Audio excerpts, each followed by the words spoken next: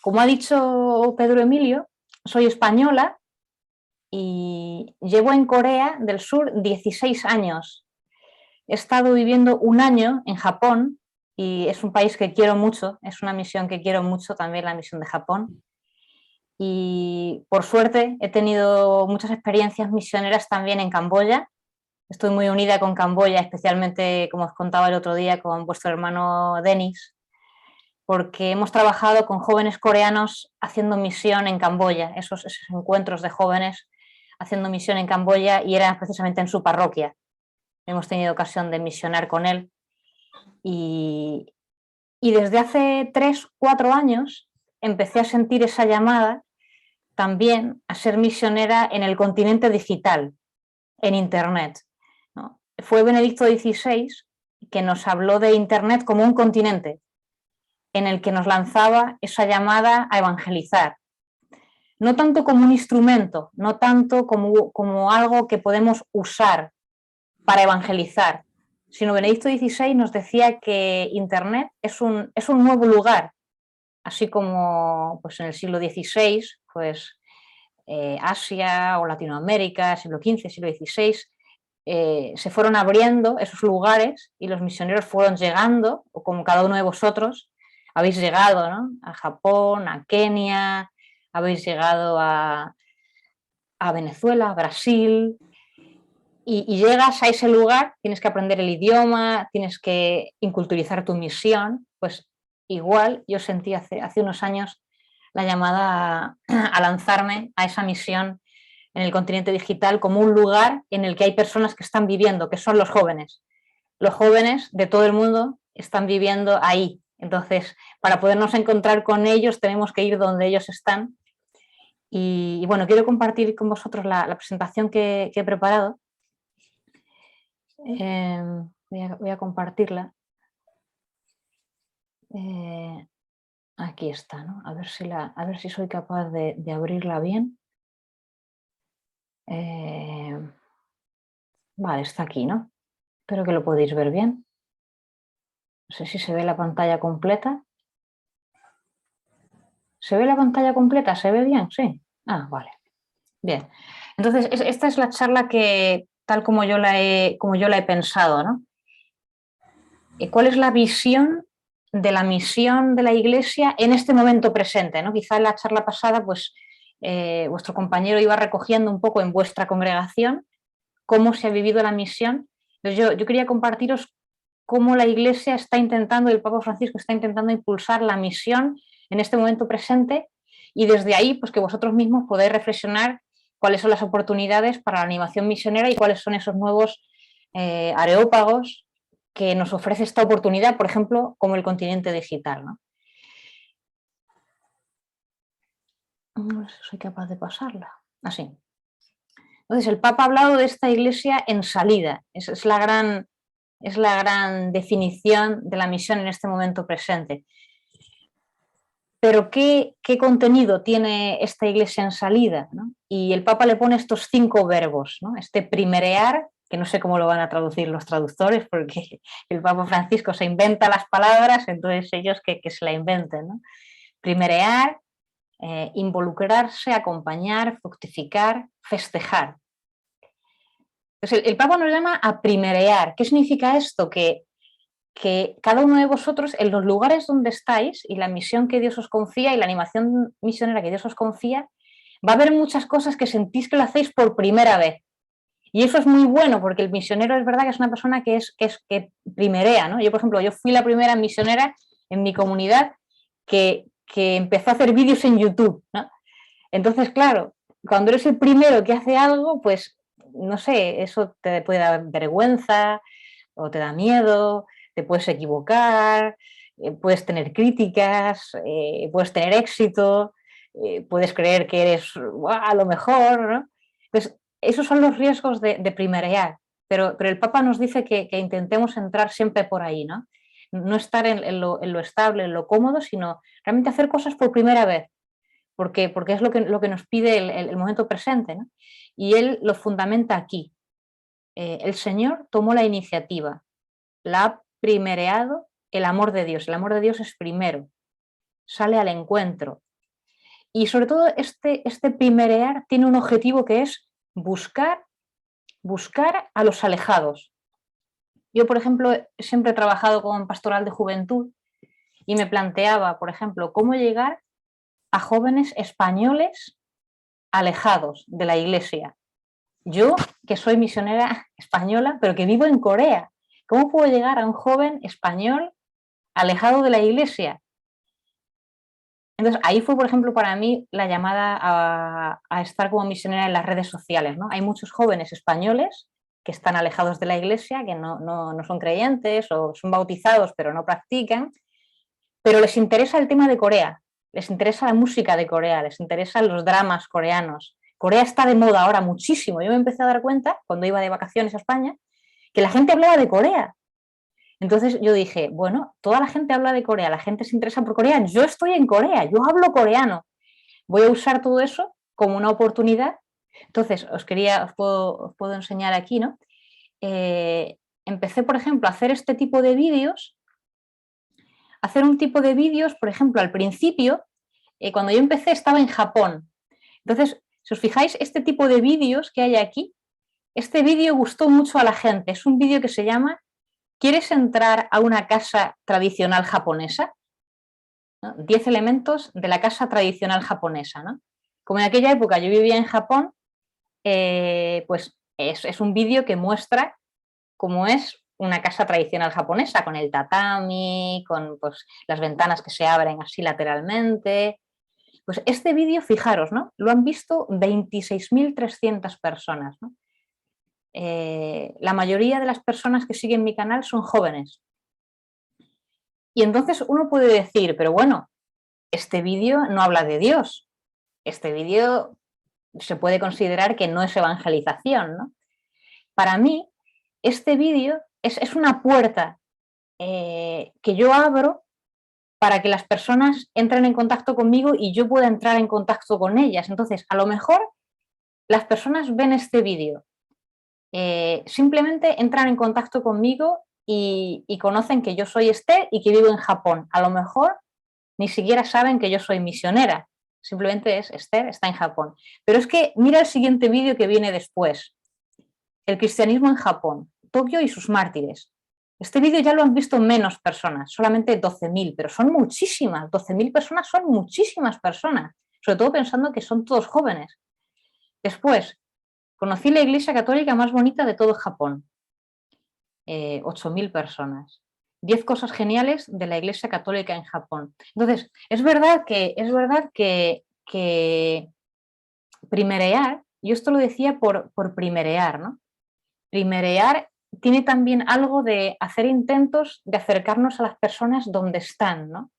Para mí YouTube, no lo pongo como ejemplo para que vosotros tengáis que hacer YouTube, ¿no? Vosotros cada uno tenéis que discernir en vuestras comunidades qué es primerear, ¿no? En vuestro entorno, para la gente, los destinatarios que os queréis dedicar, ¿no? Pero tiene algo que es ir donde las personas están y hablar con ellos en el lenguaje que ellos entienden y que poco a poco se pueda dar un encuentro con nosotros. Entonces, es verdad que es muy poco a poco, como yo, con quien me quería encontrar era con jóvenes españoles que están alejados, que a lo mejor su interés es Japón o su interés es Corea. Muchos de mis vídeos no hablan de Dios. Por ejemplo, os quería enseñar aquí un vídeo, este vídeo, ¿no? Este vídeo, pues bueno, 1.900 personas, ¿no? Ya son menos, pero para mí son muchísimas de todas maneras. Tener un público de 2.000 personas es muchísimo, ¿no? BTS, que es un grupo coreano, Life Goes On, es una canción y se llama Aprende a cantar. En este vídeo yo te enseño a cantar en coreano esta canción, ¿no? BTS es un grupo que a mí me gusta, que es un grupo coreano, pero que le gusta mucho a los jóvenes en España. Entonces te enseño a cantar esa canción y entonces a partir de ahí es el inicio de una relación con esas personas, ¿no? Pues después empiezan a escribir comentarios, después algunas personas escriben un email, después algunas personas me han llamado por teléfono, después cuando he ido a España te empiezas a encontrar con esas personas y si cuento el final del camino, una de esas personas hace unos meses nos pidió hacer una experiencia misionera de voluntariado, de misión, con nuestra comunidad en Filipinas. Esa chica está ahora 6 meses en Filipinas haciendo una experiencia de voluntariado, de compartir con la comunidad, de discernimiento vocacional un poco también. Pero esa persona la hemos conocido a través de un canal de YouTube. Es increíble, ¿no? Eso antes nunca nos podría pasar, ¿no? Sin embargo, para los jóvenes, este es el lugar donde ellos están ahora y están de un modo real, tanto en Internet como están en su casa, como están en la calle, como están en la iglesia, ¿no? Pero claro, para los jóvenes españoles en concreto, pues es muy difícil, ¿no? Encontrarlos en la iglesia o tener un contacto con ellos, ¿no? Bueno, esto lo quería hablar de primerear, ¿no? Después el Papa nos habla de involucrarse. Y a mí me gusta mucho que del Papa Francisco, él tiene este deseo de brindar misericordia. Fijaros qué bonito, involucrarse. La Iglesia vive un deseo inagotable de brindar misericordia. La Iglesia sabe involucrarse. ¿Cómo? ¿Cómo se implica? Lavó los pies a sus discípulos. El Señor se involucra poniéndose de rodillas. O sea, la misión a la que nos está invitando el Papa, yo creo que vosotros lo vivís así, ¿no? Es una misión muy humilde, es una misión muy desde abajo, es una misión de mucha misericordia, de mucha compasión. Yo, de lo poco que os he conocido, ¿no? Que he conocido al padre Denis, vuestra misión es una misión así, es una misión muy, muy escondida, de mucha humildad, de mucha alegría también, ¿no? Y por aquí es donde nos está invitando a la Iglesia. Acompañar, esta palabra sale mucho en el Magisterio de Francisco, ¿no? Acompañar la vida cotidiana de los demás, acercarse, el olor a oveja, ¿no? Es muy famosa esta frase, el olor a oveja. Acompañar a la humanidad en todos sus procesos. Antes, ¿no? Antiguamente, la misión era los números, ¿no? Tener muchos números, muchos bautizos, unos grupos muy grandes de personas, grandes obras, colegios, hospitales, y todavía hay algunos que lo conciben así, ¿no? Que la misión pues es eso, tener grandes edificios, grandes estructuras, muchos números, y sin embargo, el Papa nos está apuntando a nosotros, y yo creo que vosotros esto lo entendéis súper bien, que la misión es acompañar a la humanidad en sus procesos. O sea, nadie te va a decir en la misión en hoy en día cuántas personas tienes en tu grupo, ¿no? ¿Cuántos hospitales has construido?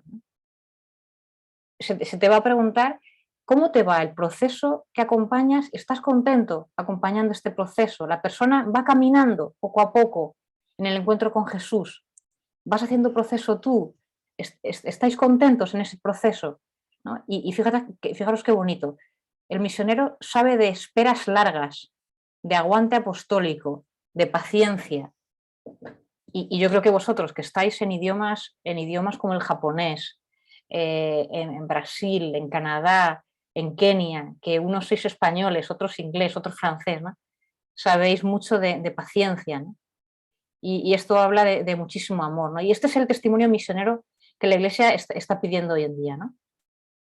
Fructificar.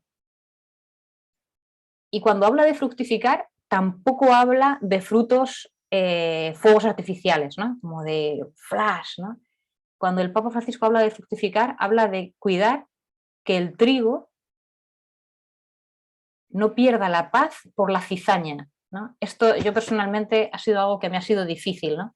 En nuestras comunidades va creciendo el trigo, pero también crece la cizaña, ¿no? El mal dentro de nosotros también, pues el pecado o las dificultades o la oscuridad. ¿Y cuál es el fruto? Si tenemos muchas vocaciones, como decía la semana pasada, ¿no? Que la sociedad pues crezca, tenga vocaciones, o... no es esto el fruto, ¿no? Que no perdamos la paz cuando vemos la cizaña en medio del trigo, ¿no? Y que aunque en apariencia sean imperfectos los frutos o inacabados, estemos contentos con lo que hacemos, ¿no? Y estemos satisfechos de nuestra misión, ¿no? Festejar. Esto es muy bonito también, ¿no? No sé si antiguamente esto estaba en la misión de la Iglesia, que celebremos y festejemos cada pequeña victoria. O sea, ser capaces de festejar, ¿no? Lo que nos va bien. Hay muchas cosas que no nos salen, ¿no? Nuestra comunidad es muy pequeña también. Mi comunidad somos 100 consagradas, 100 laicos y solamente hay 3 sacerdotes. Entonces, en total, pues somos 203, 205 en todo el mundo, comunidades pequeñas. Aquí en Corea somos 5, en Japón son 4, creo, en Filipinas también 4 o 5, estamos en Togo, solamente en África, en un país, después Perú, Colombia, Argentina, en Israel y en algunos lugares de Europa. Somos una comunidad pequeña. Hay muchas cosas que no van, hay dificultades, muchas cosas que tenemos que crecer, pero qué bonito, ¿no? Si podemos celebrar y festejar cada pequeña victoria, porque cada pequeña victoria te proyecta hacia una victoria nueva y hacia algo mejor, ¿no? Entonces, es verdad que hay que, también en la misión, ojalá sabernos alegrar de las pequeñas cosas que van bien y eso nos va a llevar a hacer cosas mejores y más grandes, ¿no? Y él recoge esto de que la Iglesia evangeliza y se evangeliza a sí misma. O sea, ¿vamos a evangelizar a los de fuera y a los no creyentes? Sí, pero siempre en un dinamismo de ser evangelizados también nosotros, ¿no? Esto lo introdujo Pablo VI, ¿no? La Iglesia se evangeliza evangelizándose a sí misma. O sea, el misionero cada día tiene que aprender, ¿no? Y bueno, pues porque estoy en YouTube, yo creo que ya os lo he comentado un poco, ¿no? Pues más o menos, os puedo enseñar aquí el canal, ¿no? Fue un intento, es que tengo aquí una cosa un poco rara, fue un intento de mostrar la iglesia misionera que estaba en Corea del Sur cuando me di cuenta que Corea del Sur era un foco de cultura en Occidente, en España, en Estados Unidos, en Inglaterra, en Latinoamérica, incluso jóvenes que yo conocía de Colombia estaban aprendiendo coreano. Y dije, pero ¿cómo puede ser que los jóvenes de Colombia están aprendiendo coreano? Entonces yo tengo que hacer algo que muestre que en Corea, además de la música, la comida, el idioma, también está la Iglesia Católica. Entonces por eso hice esta carátula, ¿no? Misionera en Corea del Sur, y he mezclado un poco cosas, ¿no? Cosas de, aquí por ejemplo estos últimos vídeos son más de teología, he hecho cosas pues, de feminismo, de sinodalidad, esto que os decía antes, ¿no? Los vídeos en Japón, mostrando la Iglesia Católica en Japón. Como el coreano, el tema de aprender coreano está muy de moda, pues hice algunos vídeos de enseñar coreano, he ido como haciendo distintos intentos, ¿no? A ver qué funcionaba mejor. Estos vídeos, aunque os parezca increíble, son de los que mejor han funcionado. El Padre Nuestro en coreano, o sea, enseño a rezar el Padre Nuestro en coreano. Y tiene 6.000 visitas, que son muchísimas, porque hay muchos jóvenes que están interesados en Corea y que a la vez son católicos y que la ilusión les hace aprender a rezarlo en coreano. A lo mejor no han rezado nunca o no lo rezan en español y lo quieren aprender a rezar en coreano. Pues nada, te enseñamos. Entonces hice toda una serie, el Ave María, la señal de la cruz, el Via Crucis, rezándolo en coreano y enseñándolo a rezar en coreano. Son vídeos que han funcionado muy, muy bien, ¿no? Entonces este intento del canal de YouTube era pues para dar a conocer un poco la vida de la misión y también Corea y mi presencia en Corea, ¿no? Por ejemplo, después cuando he estado en Filipinas, pues también vídeos desde Filipinas, ¿no? Visitando un mercado, alternando siempre, ¿no? Temas más de fe y menos de fe. Visitando un mercado, haciendo cestas de bambú, cosas que no sean directamente de fe, ¿no? Y luego vídeos que a mí me gustó mucho hacerlos eran las entrevistas. Entrevista a una misionera en Togo. Estos vídeos siempre los hacía en octubre. Como en octubre en España hay mucha tradición misionera, España es un país que tiene bastante tradición misionera, sobre todo el octubre, en los colegios, en las parroquias, pues decidí crear estos vídeos para que en parroquias o en colegios pudieran tener testimonios que pudieran usar o en clases de religión. Entonces, a una misionera de mi comunidad, una entrevista sobre qué significa ser misionera en Togo, ¿no? Luego una misionera en Japón y después una misionera que es de otra comunidad. También esto es bonito, ¿no? Como no solo cosas de mi propia comunidad, sino de otras comunidades, ¿no? Una misionera en Camerún, la hermana Victoria, que es de Pureza de María, ¿no? Este es al obispo de nuestra diócesis, el obispo Lázaro. El Papa lo nombró prefecto para el clero en Roma, entonces antes de que se fuera para Roma, pues le hice una entrevista, ¿no? Bueno, es un intento, ¿no? Yo creo que hay muchos otros intentos que vosotros, pues cada uno podéis pensar, como digo antes, no lo pongo como ejemplo de lo que es lo que hay que hacer, sino cómo se puede plasmar todo esto de primerear, involucrarse, acompañar, pues hoy en día, ¿no? Y otras claves del Papa Francisco son este estado permanente de misión. Antiguamente, hacer misiones era pues en momentos concretos, ¿no? Era misiones populares, ¿no? Pues ir a un sitio, ir a otro, una semana, hacer una misión popular, ¿no? O hacer un voluntariado. Pero el Papa nos llama a estar en un estado permanente de misión. Y yo creo que para nosotros, o vosotros que sois misioneros, que somos misioneros, no es que hacemos la misión, sino que somos misioneros, este estado permanente de misión es muy profundo, ¿no? Pero lo que el Papa nos pide es vivirlo nosotros, que ya lo vivimos, yo creo que nosotros y vosotros lo vivís, nos pide poderlo transmitir a la Iglesia, o sea, hacerle consciente a cada bautizado, a cada cristiano, que la misión no es una cosa para un día o para una semana o para un verano, sino que la Iglesia está en estado permanente de misión. Nuestra vida es misión. Esta frase que es muy, muy fuerte de Francisco que dice, tu vida es misión. Y dice debajo, no es que es una misión, sino tu vida es misión. Entonces es muy bonito cuando dice, sueño con una opción misionera capaz de transformarlo todo. Las costumbres, los estilos, los horarios, el lenguaje, que toda estructura se convierta en cauce adecuado para la evangelización del mundo actual. O sea, que todo lo que vivimos en las congregaciones, en las parroquias, pueda ser oportunidad de misionar. Y si algo, yo diría, pues ahora en la asamblea que vais a hacer o algo de vuestra congregación te das cuenta que no os ayuda para la misión, tener la libertad de transformarlo. O sea, todo, esta palabra es muy grande, ¿no? Todo tiene que ser cauce adecuado para la evangelización, ¿no? Y también las estructuras, ¿no? Él habla también esta palabra de las periferias. Periferias no solo como un lugar geográfico que es en el borde, sino las periferias humanas, ¿no? Las periferias existenciales.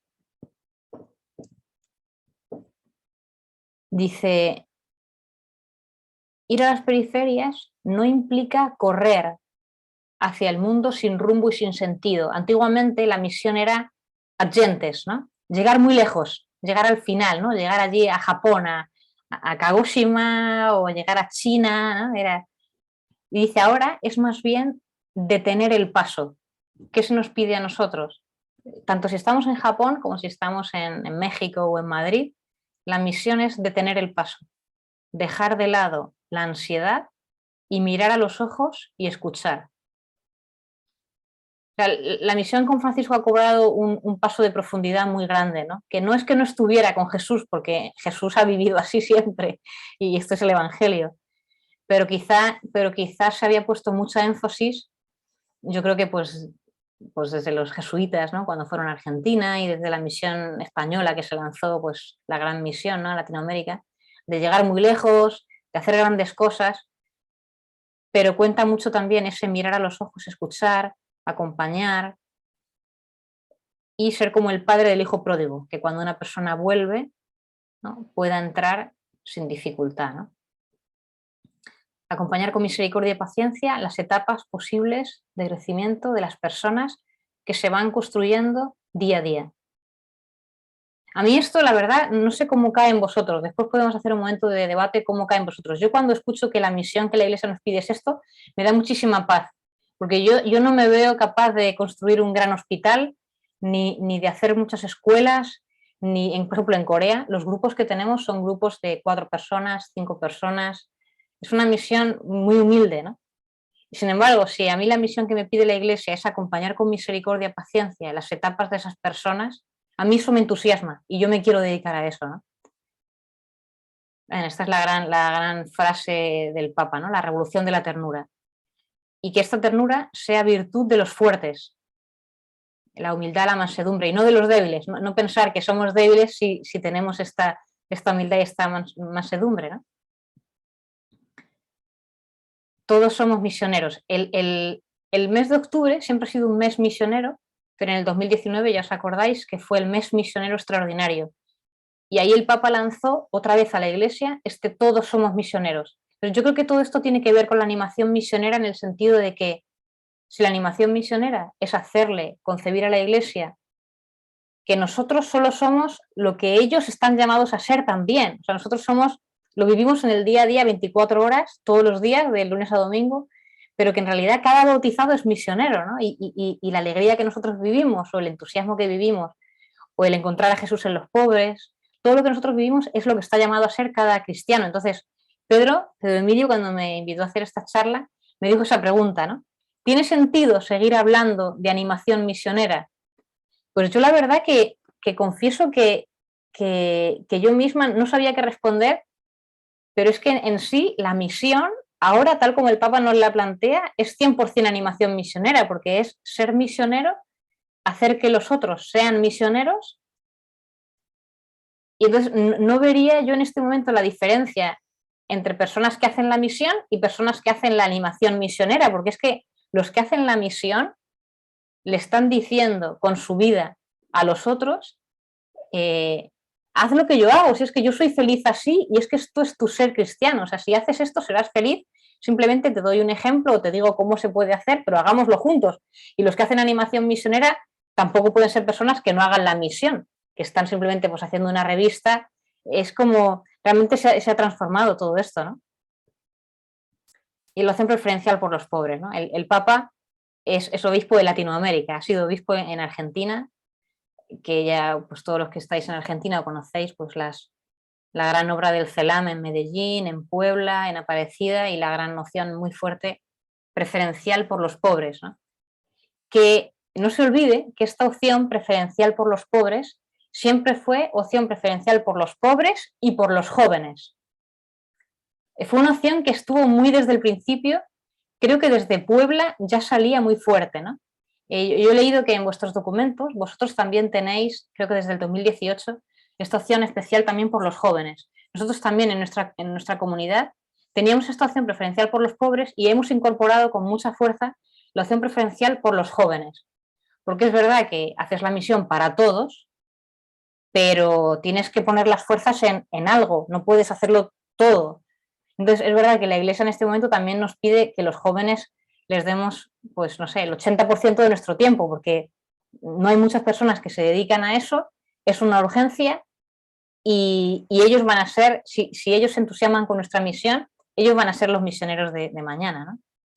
Bueno, aquí solo quería, esta parte la voy a pasar un poco rápida, pero aquí solo quería que veáis qué diferencia tan grande con esto que hemos dicho antes, que yo creo que es lo que estamos viviendo del espíritu de Francisco, con lo que la Iglesia estaba viviendo hasta incluido el Vaticano II, que es como un poco el concepto del ad gentes, ¿no? El ad gentes, en el documento ad gentes 6, dentro del Vaticano II, ¿no? La Constitución de ad gentes, decía que el fin propio de la actividad misional es la evangelización y la implantación de la Iglesia en los pueblos o grupos en que todavía no ha arraigado. O sea, hasta el Vaticano II, la Iglesia estaba pensando que la misión era echar raíces de la fe en los lugares donde la fe no ha arraigado. Pero, ay, espera que se me ha ido. Pero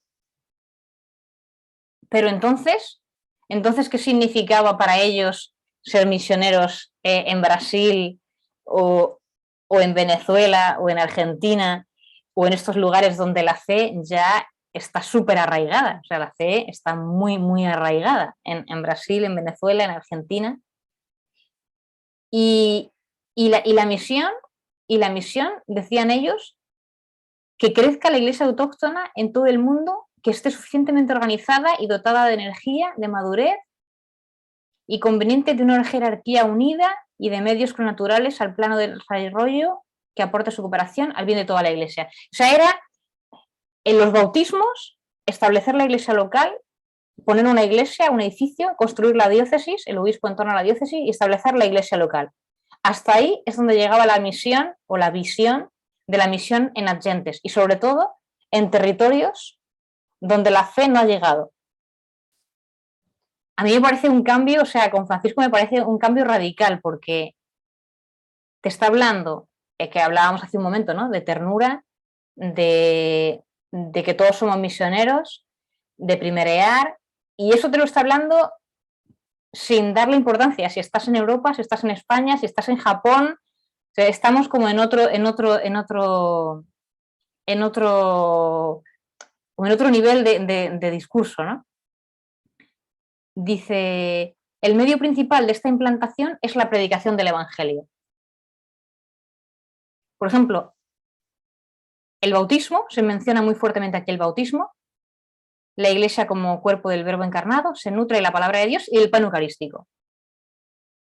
No es que esté mal, esto no es que esté mal, pero es una visión de la Iglesia que está como en el principio, es como el primer anuncio, como quien dice, ¿no? Pues darles el bautismo, darles la predicación del Evangelio, que tengan la Eucaristía, que tengan los sacramentos, que tengan una jerarquía, unas iglesias locales, pero ahí estamos todavía en el principio. Esas personas tienen que tener una experiencia de Jesús, esas personas tienen que hacer un proceso, esas personas tienen que sentir que ellas también son misioneras. Y ahí es donde se están dando los pasos ahora, ¿no?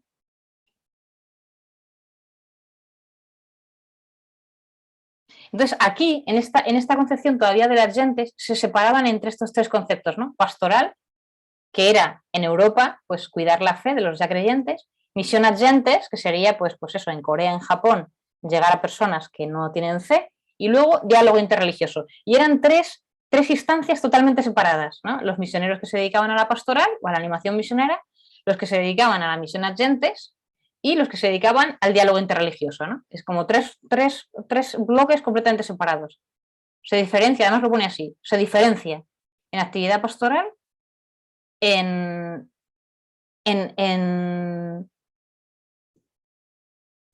actividad misional, actividad pastoral y unidad de los cristianos, como tres bloques, ¿no? Y sin embargo, después de Vaticano II, llega Pablo VI con la Evangelii Nuntiandi, que para mí es un documento precioso que sigue todavía vivo y que merece mucho la pena leerlo y leerlo continuamente. Después llega Juan Pablo II con la nueva evangelización y le da ese golpe de nuevo ardor, de formas nuevas, de lenguaje nuevo, y empieza una renovación muy grande. Y de aquí, de la Evangelii Nuntiandi, quería destacar algunos pequeños números, ¿no? Por ejemplo, este número 18, que para mí es el centro de este documento, en el que habla que evangelizar, aquí ya no menciona para nada el bautismo, ¿no? Y dice, evangelizar significa transformar a la persona desde dentro. Claro, esto es el bautismo, o sea, el bautismo es una transformación, pero está hablando de que no solo le echemos el agua y la bauticemos y ya, sino que realmente esa persona haga un proceso de nacer de nuevo, o sea, que realmente se encuentre con el amor de Dios, que el amor de Dios le toque, cambie su vida, ¿no? El cambio interior, y un cambio que toque su conciencia personal, colectiva, y que esa persona pues se comprometa en su vida y en sus ambientes. Y no es que Pablo VI no le gustara el bautismo, no quiere hablar de que bauticemos muchas personas, ¿no? Está yendo como realmente al quid, decir que con la misión estemos realmente tocando los corazones y cambiando los corazones. Entonces, este número, por ejemplo, 18, se puede aplicar en España, se puede aplicar en Estados Unidos, en Japón, en Corea, allí donde estés. Esta es nuestra misión, tocar los corazones con el amor de Dios y transformarlos desde dentro. Y él incide mucho en que no sea solo geográficamente, porque quizá el ad gentes había puesto mucho énfasis en lo geográfico, ¿no? También en la otra charla hablaban de eso, ¿no? La diferencia entre estar en Canadá y estar en misión, ¿no? Estar en España y estar en Japón, ¿no? Para los españoles, ¿no? Porque Javier pues, fue a Japón y fue el misionero, y si estás en España, pues estás en la retaguardia, ¿no? Entonces él dice, no se trata de predicar el evangelio en zonas geográficas que están alejadas, ¿no? Dice, se trata de alcanzar y transformar con la fuerza del evangelio criterios de juicio, valores, puntos de interés, líneas de pensamiento, modelos de vida. Entonces, esta misión de transformar los criterios de juicio acorde al evangelio, que es evangelizar, por eso él empieza a usar esta palabra de evangelizar, más que misionar, que el evangelio toque el corazón y lo transforme acorde a Jesús. Esto lo podemos hacer en todas partes. Entonces, lo geográfico, a partir de Pablo VI, lo geográfico se empieza a romper. Y ya da igual, estés donde estés, eres misionero siempre, ¿no? Y no sé si, Pedro Emilio, tú que controlas más los tiempos, no sé si quieres que paremos aquí o quieres que exponga también esta parte del agentes intergentes y después de esto hacemos la pausa. ¿Cómo lo ves? Sí, me parece bien. Puedes hacer esa parte y hacemos la pausa. Entonces. Eso es. Okay. Vale. Vale, pues ya con esto termino la primera parte, ¿no? Entonces, teníamos toda esta evolución que hace Pablo VI de evangelizar, de Juan Pablo II, esa renovación de nuevo ardor, nuevas formas, y ya en el principio del 2000 hay teólogos, este teólogo que se llama Jonathan Tan, que tiene este libro que es precioso, que os lo recomiendo a todos, que es un libro muy, muy bonito, está en inglés, este libro es muy, muy bonito. Dice, él propone que ya no se hable más de misión ad gentes, sino que la misión se convierta en misión intergentes, ¿no? Uy, estoy oyendo como una voz, pero no sé quién es. Entonces, él, en esta manera de comprender la misión, que es intergentes, él propone cuatro aspectos, ¿no? El primero es esta ruptura del dónde. Él dice, ya en la misión hoy en día no nos situemos ya más como enviados y receptores. Él dice, todos somos enviados y todos somos receptores. O sea, un español es enviado a Corea, pero esa misma persona es un receptor. Y España, como país, o Canadá, también son receptores. De hecho, muchos misioneros indios están yendo a Alemania, misioneros africanos están yendo a Europa, han ido a Mongolia, coreanos van a México. O sea, ya tenemos que salir de enviados y receptores. Y también que en el adgentes, escondido en este concepto, ¿no?, de adgentes que veníamos trayendo, escondido un poco, pero si somos finos lo podemos notar, había una concepción de iglesia norte-sur un poco como si el norte, ¿no?, como si Europa o como si Estados Unidos fuera superior sobre el sur, ¿no? Nosotros somos los que vamos a salvar, nosotros somos los que tenemos el Evangelio, vosotros no tenéis nada, nuestra cultura es mucho mejor que la vuestra, y los misioneros a lo largo de la historia han tenido esa ceguera o esa pena de ignorar primero las culturas a las que estamos yendo, que son preciosas, las religiones que tienen estas personas, que en Asia, por ejemplo, es una cosa que no lo podemos obviar, el budismo, el confucianismo, el taoísmo. En África, pues también, sus ritos tribales, sus costumbres, y no todo es demoníaco, ni es satánico, ni es culto de los dioses, es algo también que nosotros tenemos que aprender a integrar, aprender a comprender. Entonces, el cristianismo universal que propone este teólogo Jonathan Tan es que nos salgamos o que nos demos cuenta de que estas categorías están dentro de nosotros, ¿no? La categoría norte-sur, la categoría oeste-este.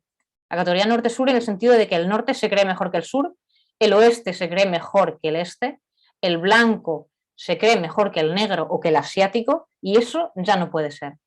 Estamos en un momento de la Iglesia que todos somos cristianos, todos somos hermanos, todos somos misioneros. Y entonces ya el africano puede ser misionero en Europa, el europeo puede ser misionero en Corea, el coreano en Estados Unidos, el de Canadá, en Kenia, y todos somos de todos. Entonces, esto nos sitúa en una perspectiva mucho más horizontal, ¿no? Por ejemplo, iglesias maduras e iglesias jóvenes. Había también esa concepción, no hasta hace mucho, las que son las iglesias maduras y las iglesias jóvenes. Pero, ¿quién está juzgando lo que es una iglesia madura? Por ejemplo, yo hablo de España, ¿no? España es una iglesia de tradición madura, ¿no? Pero, y Corea sería la iglesia joven. Pero es que a lo mejor ahora, en este momento presente, la iglesia de Corea es mucho más madura que la iglesia de España, porque España pues ya está en un momento de crisis muy grande, la iglesia está muy, muy envejecida, es muy pobre en muchas cosas. Entonces hay que salir de esta categoría de maduro y joven porque todos somos maduros y todos somos jóvenes y todos nos necesitamos, ¿no? Y lo mismo por los territorios de envío y de misión. ¿Quién dice que España no es ahora un territorio de misión? España es un territorio de misión ahora a lo mejor mucho más que lo es Corea. Y si nos situamos ahí, hay una necesidad de enviar misioneros nuestros coreanos a España y de que los laicos españoles también se sitúen en misión, saliendo a misionar dentro de España. Entonces, esta categoría del cristianismo universal a mí me parece súper bonita y como que nos rompe cosas que las gentes un poco escondido, nos podía haber como dejado dentro del corazón, ¿no? El intergentes, disculpad, el intergentes nos pone como en realmente una misión de hermanos, de todos para todos, ¿no? La segunda categoría de la que habla él es la missio Dei, y él dice esta frase de Stephen Bevans, y preguntando, ¿no? ¿Has the church a mission? ¿Es la iglesia la que tiene una misión? Y dice no, the mission has a church. Es la misión la que posee a la iglesia. O sea, la iglesia nació después de la misión. O sea, primero está Jesús, que vino a darnos su amor, quiso darle el amor a sus discípulos, envió a los discípulos a dar el amor al mundo, y en ese envío surge la misión, surge la iglesia como algo que puede ayudar a transmitir el amor. Entonces, ahora mismo no podemos darle la vuelta y decir, no, lo más importante es la iglesia, ¿no? La iglesia tiene algunas cosas que hacer, ¿no? Tiene los sacramentos, tiene esto, tiene que ocuparse de esto, tiene que barrer la iglesia, tiene que poner la campana, y una de las cosas es que tiene que hacer la misión. No, es the mission has a church, ¿no? La misión tiene que poseer toda la iglesia, y dentro del río de amor de Jesús, que es la misión, pues una cosa es la iglesia en tanto en cuanto la misión vaya bien, ¿no? Entonces lo concluye así, ¿no? The mission is an invitation to dance. Esta referencia es el amor de Dios, ¿no? El Padre, el Hijo y el Espíritu Santo están compartiendo el amor, ¿no? Antiguamente en las categorías teológicas el amor de la Trinidad era la perijóresis, o sea, la Trinidad son personas que se están amando, ¿no? Es un amor compartido, es como un baile. Nos aman a nosotros y nos invitan a amar a los demás. Entonces, la misión es entrar en el baile de Dios. Dios está amando y nosotros amar a los demás. Entonces, ¿qué es la misión? Pues continuar con el amor que Dios está compartiendo, entrar en esa danza, ¿no? Esta es la segunda categoría del intergentes, que es muy bonita también. Y la tercera, Jonathan Tan habla del patos. Antes en misión se hablaba de la ortodoxia, o sea, el qué, que era bautizar, la vida eterna, la conversión de las personas, la construcción de la iglesia local, eso era la ortodoxia, ¿no? Y luego la ortopraxis, ¿cómo se va a hacer? Pues con catequesis, con predicación, con coinonía. Y él dice, entre la ortodoxia y la ortopraxis se olvidaba lo más importante, que es el patos, ¿no? ¿Con qué corazón lo vamos a hacer? No es solo qué vamos a hacer, ni qué vamos a enseñar, sino con qué corazón lo vamos a hacer. Eso es lo más importante, dice él. Y eso es un corazón lleno de empatía y de solidaridad, ¿no? Yo creo que vosotros seguramente tenéis un montón de experiencias de esto, ¿no?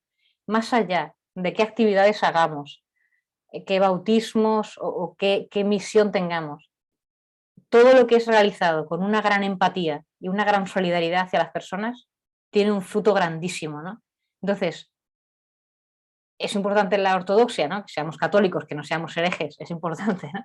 La praxis, que hagamos cosas bonitas, que visitemos a los enfermos, todo eso es importante, pero lo más importante es el patos, ¿no? Que nuestro corazón pues esté en comunión con Jesús, ¿no? Y él, en la praxis, él propone la hospitalidad. Entre las muchas cosas, muchas prácticas que se pueden hacer, él habla en el contexto de Malasia. Él es un teólogo malayo, y Malasia es un país de mayoría musulmana, que además tiene pues estas leyes musulmanas, que no se puede hacer proselitismo, no se puede hacer pastoral directa, ¿no? Entonces, él propone la hospitalidad. Yo, por ejemplo, aquí en Corea, que también hay libertad religiosa y no hay ningún problema, pero también la Iglesia Católica es una minoría, esta categoría de la hospitalidad la veo muy, muy valiosa, ¿no? Invitar a las personas dentro de nuestra vida, ¿no? Él dice, a un musulmán no lo podemos convertir, no podemos predicarle a Jesús y bautizarle, ¿no? Dice, pero lo podemos invitar a nuestra casa a cenar, dice él. Cuando ese musulmán venga a nuestra casa a cenar y vea de qué hablamos, vea cómo vivimos, comparta nuestra vida con él, dice, él, aunque nunca se bautizara, esa persona se va a llevar el Evangelio y a Jesús dentro de su corazón, ¿no? Entonces, es verdad que la hospitalidad, el incluir a las personas dentro de nuestra vida, es una práctica también muy importante, ¿no? Claro, yo hablo también desde el contexto asiático, ¿no? Y quería leeros una cosa de él para terminar esta parte de la hospitalidad, que a mí me gustó mucho, ¿no? él dice, él habla del buen samaritano, que también es una parábola que Francisco la saca mucho, ¿no? Y él dice, cuando se lee el samaritano, él cita aquí un teólogo que es Amos Yong, creo que es un teólogo... Sí, él dice, citando a este teólogo que se llama Amos Yong, dice, cuando hablamos del samaritano, nos fijamos en que el samaritano pues le curó las heridas, le vendó, como la calidad de amor que él tuvo, ¿no? Y este teólogo dice, lo importante de esa parábola no es que lo vio, que se acercó, que le curó, ¿no? La calidad del amor, ¿no? Dice, lo importante que Jesús le quería decir a los que le escuchaban, que eran pues los judíos, sus discípulos, era que un samaritano era lo peor, ¿no? Lo peor, como si fuera ahora, pues no sé, una prostituta o un chico de LGTBI, un chico gay o una persona malísima, no sé, la persona peor que nos podemos encontrar en la sociedad, ¿no? Una persona muy, muy perdida. Lo que Jesús les decía a los judíos y a sus discípulos era, mirad cómo ama esta persona y mirad que esta persona ama más que vosotros. Entonces, lo fuerte que dice este teólogo es, nosotros, en nuestros contextos, pues Corea, Japón, Kenia, podemos aprender lo que es el amor, no podemos solo enseñarlo, sino podemos también aprender lo que es el amor de otras personas, o bien de otras religiones, o bien de personas que, entre comillas, son personas malas, o son personas que nosotros las criticaríamos, diríamos, esa persona es una persona, no sé, como que no es creyente o que, no sé, que está alejada. Y Jesús nos diría hoy, si hoy nos contara la parábola del samaritano, nos diría, mira cómo ama esa persona y mira que esa persona ama más que tú. Entonces, aprende el amor de ella. Entonces, lo que este teólogo dice cuando habla de la hospitalidad es acoger a las personas en nuestra vida y ser capaces de aprender nosotros de la vida de esas personas. No de la catequesis. A lo mejor yo de un budista no puedo aprender su credo budista, pero puedo aprender de su vida y puedo aprender de su amor. Y lo que él va a aprender, quizá o sea, si puedo darle el credo también, pero si no le puedo dar el credo, le puedo dar mi vida, le puedo dar el amor que está en mi vida, o sea, el ser samaritano que yo soy, ¿no? Entonces, esa es la praxis que ahora en este mundo va a ser revolucionaria. Y, por ejemplo, en Europa, yo me doy cuenta para Europa, por ejemplo, no sé si habéis estado cerca de esta crisis tan grande que ha habido de los refugiados, ¿no? Los refugiados sirios que llegaron a Siria primero, los refugiados africanos que están llegando a España. Hay una crisis muy grande, ¿no? De emigrantes y de refugiados. ¿Y quiénes son en Europa los grandes héroes?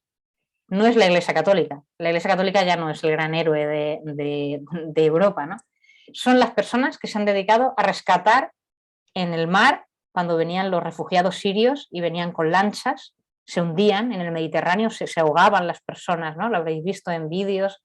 Y hay personas que se dedicaban nadando, ¿no? A recoger, a salvar, pues, socorristas, voluntarios, ONGs que se han dedicado a salvar a estos migrantes, ¿no? O la gente en campos de refugiados, Médicos Sin Fronteras, ONGs como Médicos Sin Fronteras, ONGs como pues, Ayuda a UNICEF. Estos son los grandes héroes. Si tú le preguntas a un joven europeo quién es tu héroe, te dirá estas personas, que se tiró al agua a salvar a un refugiado con peligro de su propia vida, ¿no? Entonces, ¿de qué nos habla esto? Esto es la hospitalidad, esto es la praxis de lo que hablábamos antes, ¿no? La empatía, la solidaridad. ¿Por qué la Iglesia en Europa ya no es más signo de esperanza y ya no es más el héroe? Porque nos hemos quedado todavía pues, en la ortodoxia, en la catequesis, en la enseñanza, ¿no? Y en la praxis, pues en hacer muchas cosas, pero todo esto del patos y esta praxis de hospitalidad pues se nos ha quedado muy pequeña, ¿no? Entonces eso es una llamada en este modelo de intergentes, es una llamada a poner la fuerza ahí, ¿no? A vivir desde una base horizontal de que somos todos hermanos, que yo creo que para vosotros pues esto es vuestro día a día de vuestra congregación, a vivir esta empatía y a vivir realmente una hospitalidad y un ser samaritanos nosotros y con gente de otras religiones también, ¿no? Y aprender mutuamente unos de otros. Bueno, pues hasta aquí. Yo creo que podemos hacer ahora la pausa, si te parece, Pedro Emilio. Yo creo que cualquier comentario, pregunta o pues qué os sugiere, yo creo que eran cosas conocidas, ¿no? La misión acorde a Francisco o la nueva visión también, no tanto ya agentes, sino intergentes que ya estáis viviendo vosotros. Y la pregunta de Pedro, ¿no? ¿Qué sentido tiene en medio de este panorama la animación misionera o cómo vivir la animación misionera en este panorama, ¿no? Sí, yo creo que desde ahí.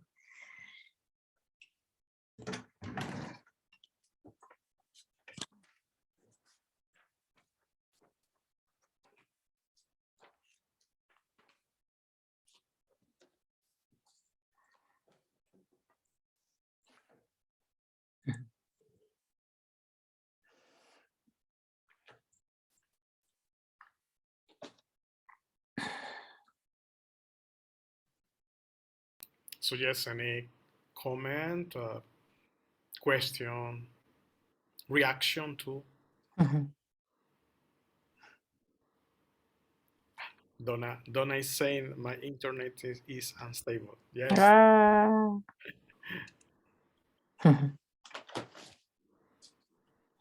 Yes, missionary formation. Okay, the missionary formation. Yes, yes, welcome.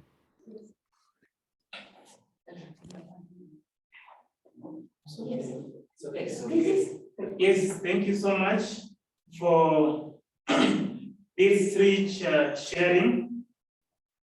And there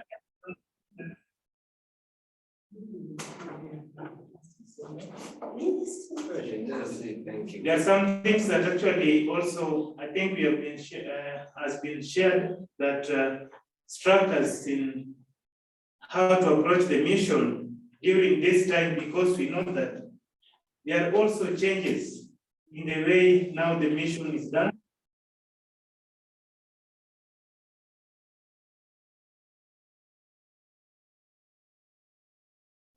Because we know where the level of technology has taken us, and we also have to adapt to this reality.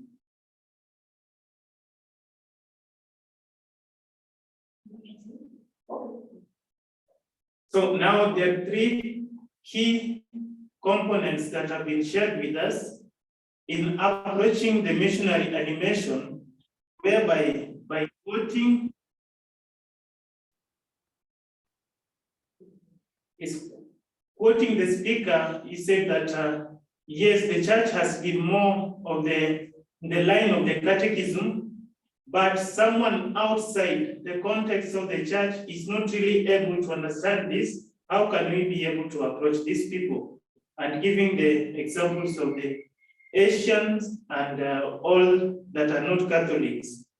When we talk of solidarity, empathy, and hospitality, I think the challenge also in the church that maybe we can share, this is a call to us, showing empathy to the people, welcoming people in our lives and in our space. But I think also in this approach as missionaries, we can also see how the extent that we can go to reach out to the people, because there are some people that we know have taken the advantage of this also to come to manipulate and also to, I think I can say, abuse the space of others. If you see the convents now and even the missionary houses, there is a lot of protections that are done. Why? Because we know there are people that have abused this opportunity when they come to receive such hospitality. Not that we are not hospitable, but the abuse of this hospitality. So I just request if something can be said about that, and also being in this level of showing this empathy. How can we, what is the level that we should go that we don't remain of making or no sense within ourselves, but to remain in such a way that we are still able to reach other people. And we know that solidarity, we can't talk about solidarity without love, because love, as we say, that is the vocation of every human being. So we have to that love has to begin within ourselves. And I think solidarity is something, it is common for the society to be able to grow, and each and everyone has to take a responsibility. How are we going to be able to express and to share my responsibility, your responsibility, that we may be able to build that solidarity with the community where we are set to. It is just the ways on how we can approach this and the level that we are called to live. Thank you.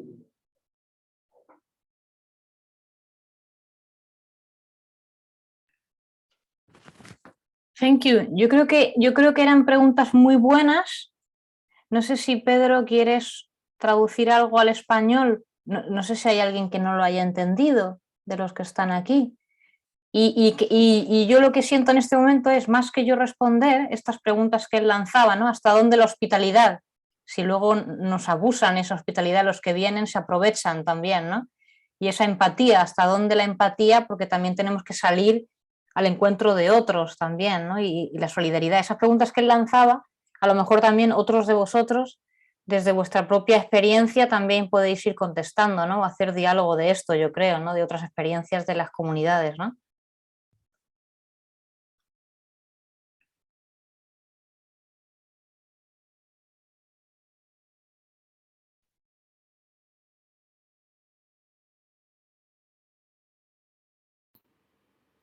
Yeah, especially because the question brought by Joseph, I think, Joseph Jalango, was more related with this, the issue of hospitality, the issue of empathy. So if there's, again, any reaction or comment, welcome.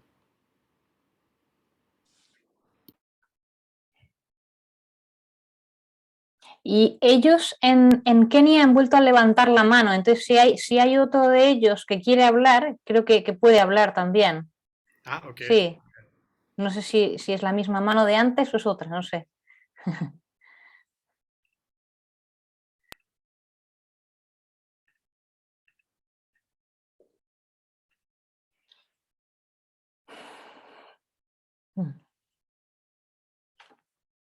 Yes, Yuli.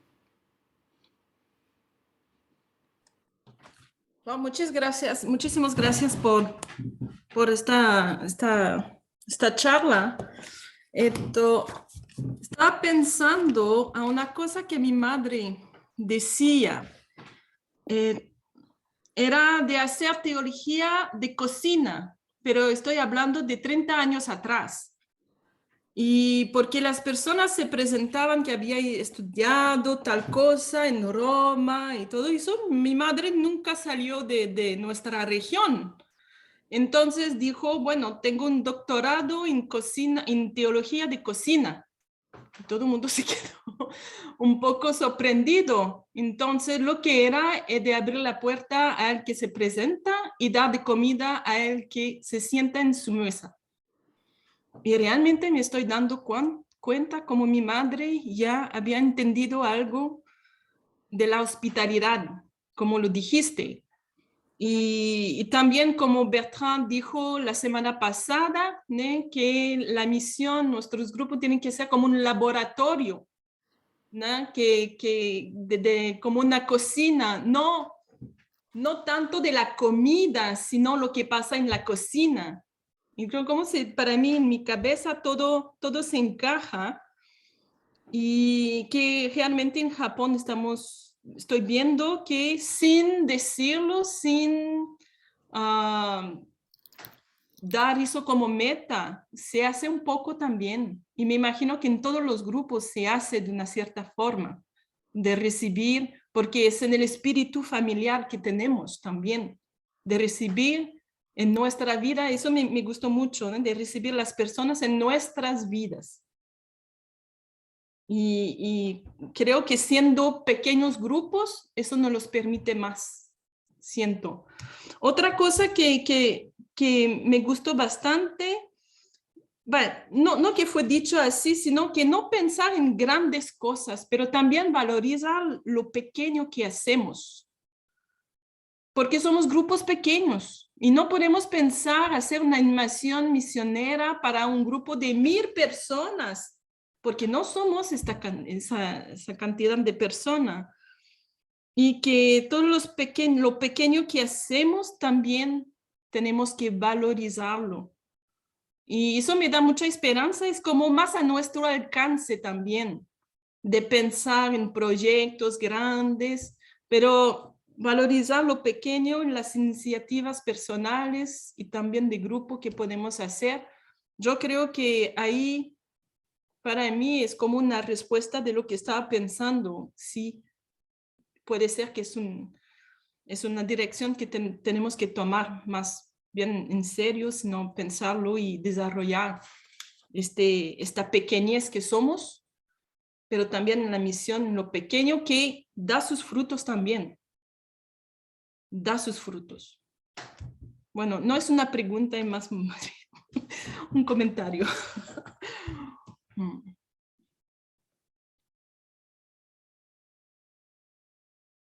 Yeah, thank you so much, Julie. She was saying, just a summary, that her mother was a kind of a specialist. 30 years ago, her mother said, I have a doctorate on cooking, on my kitchen, because she was giving food to the people in need. So Julie says that her mother really understood what is Kitchen theology. Kitchen theology, yeah. Her mother really understood what was hospitality. And the other aspect that she was mentioning is about our missionary animation, thinking about our society as a small missionary society. So as we are small, we have small groups. So our missionary animation shall start with small, very small actions, very small things. Yeah, thank you.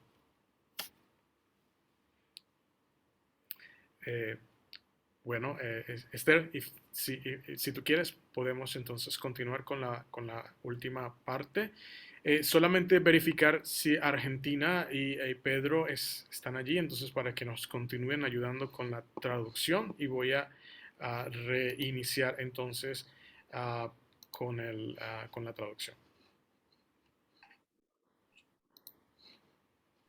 Sí, pues voy a continuar un poco, y quería en esta parte ya no hablar tanto de la misión que la Iglesia nos está invitando a vivir, sino de grandes retos que la Iglesia está viviendo en este momento presente, y por qué yo pienso que el Papa está lanzando con tanta fuerza esta respuesta de la sinodalidad, esta respuesta de la Iglesia en salida. Entonces quería compartir con vosotros algunos vídeos. Voy a poneros primero...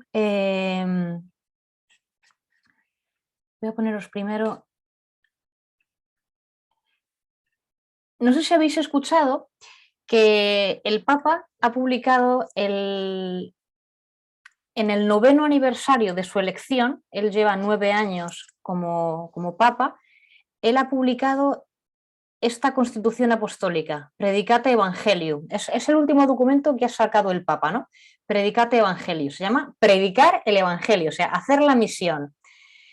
Pero este documento habla de la reforma de la curia. Es un documento que no es un documento misionero, sino que es un documento que es reformar la curia, ¿no? Y quiero que veamos este vídeo para que sintáis un poco qué es lo que está pasando en Roma y qué es lo que Francisco está intentando transformar, porque veo que es mucho de lo que nosotros como comunidades pequeñas, mi comunidad, vuestra comunidad, estamos intentando vivir, ¿no? Y es el Espíritu Santo el que está impulsando nuestras comunidades y el que está guiando la Iglesia, ¿no? Voy a ver que se ha compartido también el sonido. Decidme si con un gesto si se oye bien. ¿Se oye bien? Es el hecho de que a partir de ahora cualquier laica podrán presidir un dicasterio. Y esto es algo inédito en la historia de la Iglesia Católica. No, creo que no se escucha bien. Ah, vale, no se escucha. Vale, pues espera, vamos a hacerlo otra vez. Vamos a compartirlo otra vez, nos estaba escuchando, ¿no? Vale, pues compartir la pantalla. Ah, no se oía el sonido. Vale, pues ya está, otra vez. Ahora sí. Probablemente más destacaría de esta Constitución Apostólica.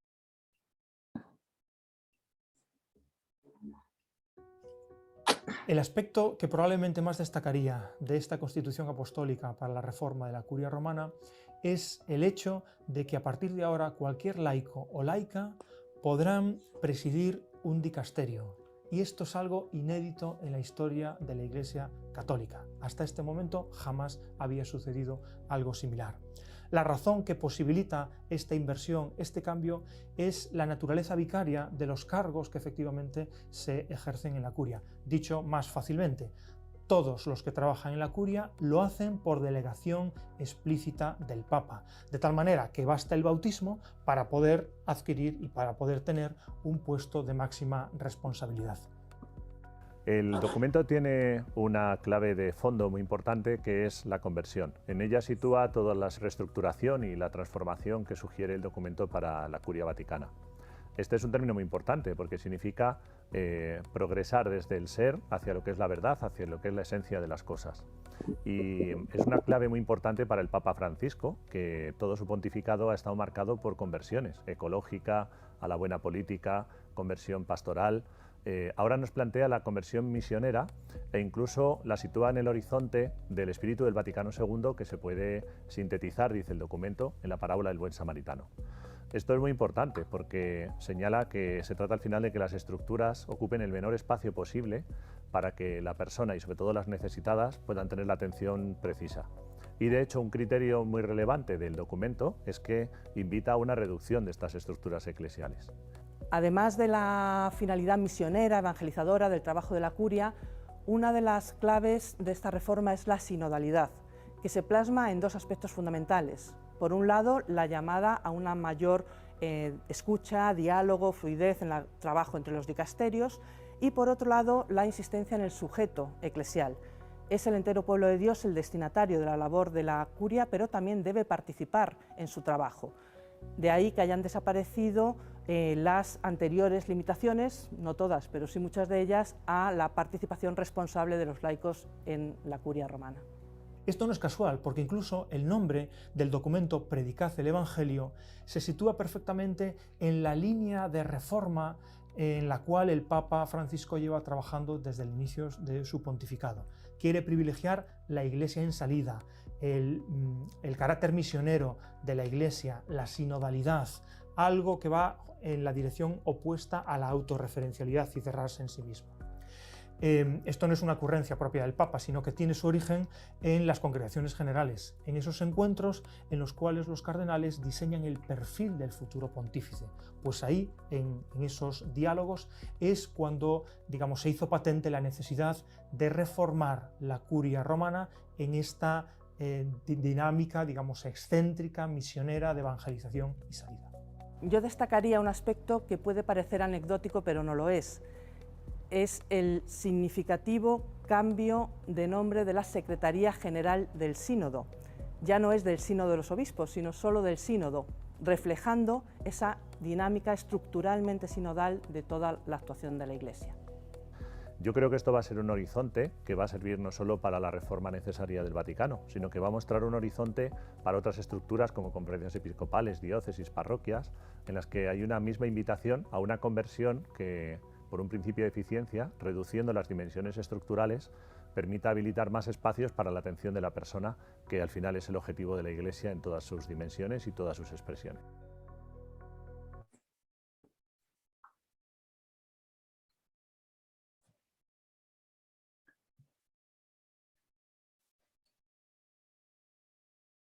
Según decía uno de los profesores, en las congregaciones generales, o sea, durante el cónclave, cuando eligieron a Francisco, lo que le pidieron a esa persona que fuera papa fue reformar la curia. O sea, que el gobierno de la Iglesia se transformara y fuera completamente misionero y dejara de ser pesado, clerical. Y eso el Papa lo ha hecho ahora que han pasado 9 años.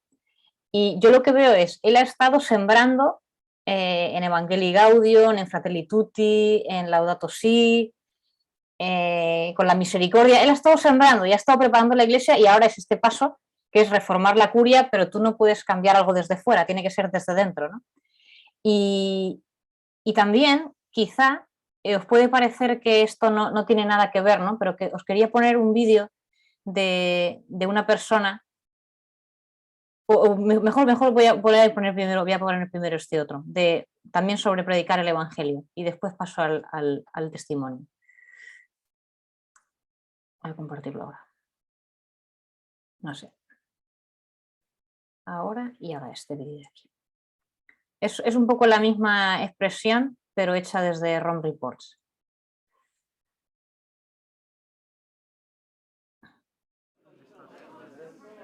La reforma de la Iglesia debe ser permanente. Así lo han afirmado hoy los encargados de presentar públicamente la nueva Constitución Apostólica del Vaticano, por la que se reorganiza la curia. Explicaron que un eje fundamental de la reforma fue aceptar que Occidente se ha secularizado. Por eso han creado un dicasterio dedicado a la evangelización. In un modo o nell'altro, per quanto de una forma u otra, con las diferencias confesionales, Europa era cristiana. En ese contexto es lógico que la preocupación más importante fuera la ortodoxia en la conservación de la fe. Pero en un contexto en el que ya ni Italia puede ser calificada de cristiana, es lógico que la primacía debe ser la evangelización. La novedad es que en esta evangelización se otorga mayor presencia a los laicos. Por ejemplo, a partir de ahora podrán estar al frente de los departamentos del Vaticano. Una novità nel senso che tocca a tutti. Se trata de una novedad en el sentido de que toca a todos, no solo a los sacerdotes. Al mismo tiempo, es lógico que cada dicasterio, en función de sus características, de las materias que trata, valore la oportunidad o no de incorporar a laicos. Otro de los elementos importantes de la reforma es la mayor relevancia a las conferencias episcopales y regionales en la toma de decisiones de la Iglesia. El Papa quiere un gobierno más colegial, con mayor participación y sinodalidad, en una estructura que sea cada vez menos centralizada y horizontal. Por eso, la Secretaría de Estado que Pablo VI puso como el corazón de la curia, ahora deja de tener ese rol. Está expuesta a más controles y tiene menor independencia económica. De hecho, la Constitución refleja también el esfuerzo por la transparencia económica que los cardenales pidieron al futuro Papa en vísperas del cónclave de 2013. Bueno, esto era respecto de este documento que se llama Predicate Evangelium, ¿no? Este es del 19 del 3 del 2022. El 19 del 3 es el mismo día que le nombraron Papa Francisco hace 9 años, ¿no? Ha sacado este documento, Predicar el Evangelio, que es la reforma de la curia. Pero yo lo veo como un documento que no es solo algo estructural, sino que realmente muestra muy bien la espiritualidad y lo que Francisco quiere que vivamos como iglesia, ¿no? Entonces, lo que ha salido en los vídeos, el punto principal, es que cualquier laico puede dirigir un dicasterio. O sea, la dignidad máxima de una persona es el bautismo. No hay más dignidad que esa. Entonces, una persona que esté preparada en el campo, por ejemplo, de los medios de comunicación o de la familia o de la vida, puede llegar a ser presidente de un dicasterio. Hasta ahora el único ejemplo era, en el 2018, el dicasterio de las comunicaciones sociales, entró un periodista, ya desde el 2018, es un periodista, es un laico, que es el prefecto de esa congregación, del dicasterio de las comunicaciones sociales. Pero en todos los demás dicasterios, sea vida, familia, laicos, lo que sea, siempre era un cardenal. Era un hombre, un cardenal significa un hombre ordenado. No podía ser ni una mujer ni un hombre que fuera un laico, que no estuviera ordenado por el ministerio, ¿no? Entonces, esto da un giro porque nos está haciendo ver una imagen de iglesia que yo creo que para nosotros es muy cercana, que no es la iglesia de los ordenados, de los sacerdotes, de los obispos, sino la iglesia de los bautizados. La iglesia es la iglesia de los bautizados y más allá del bautismo no hay otra dignidad más grande, ¿no? Y en el liderazgo, no solo en el hecho de serlo, sino en el liderazgo, también la dignidad más grande para un líder es el bautismo. Yo creo que eso es muy importante también en vuestra comunidad y que sois un ejemplo realmente para toda la iglesia de cómo podéis trabajar juntos, mujeres, hombres, laicos, sacerdotes, y que vosotros estáis mostrando, yo veo ya con vuestra vida, que el bautismo es lo que hace que esa persona puede ser responsable de esa comunidad, aunque no sea ordenado. Y esto que para vosotros es muy natural, en la iglesia ha tenido que llegar el 2022 para que pase esto, cuando en 1965, en el Vaticano II, en Lumen Gentium, decía que la iglesia es el pueblo de Dios y que todos somos pueblo de Dios, pero desde el 65 hasta ahora nunca un laico había tenido un puesto de responsabilidad grande en la iglesia. Entonces era una contradicción, porque estás diciendo, la iglesia es de todos, es de los bautizados, todos somos hermanos, pero luego cargos de responsabilidad o de liderazgo o puestos que son importantes, solo puede tenerlo un sacerdote. Entonces siempre quedaba la imagen en los bautizados, en los laicos, de que ellos son más y nosotros somos menos. Hay algo que yo no puedo, hay algo que yo, aunque quiera aportarlo, no puedo. Y el liderazgo, hablo de liderazgo como servicio, no hablo como liderazgo como poder. Yo no quiero ser presidente de un dicasterio para mandar, es para servir, ¿no? Y entonces ahora los laicos pues pueden llegar a esto y entonces quisiera destacar que lo que vosotros vivís pues realmente es laboratorio y es luz para toda la iglesia, porque no es algo normal, no se vive así, es una naturalidad y es una belleza. Entonces tenéis que estar muy orgullosos y compartirlo como con mucho orgullo y lo que vosotros vivís, mujeres, hombres, consagrados, asociados de distintas razas, pues ser capaces de compartirlo a la iglesia, porque esto la iglesia, toda la iglesia tiene que poderlo vivir, ¿no? El segundo punto que yo ponía aquí, la protección de los menores, es que si os acordáis, el dicasterio más importante siempre en la iglesia era la doctrina de la fe, ¿no? Lo que antiguamente era la Inquisición.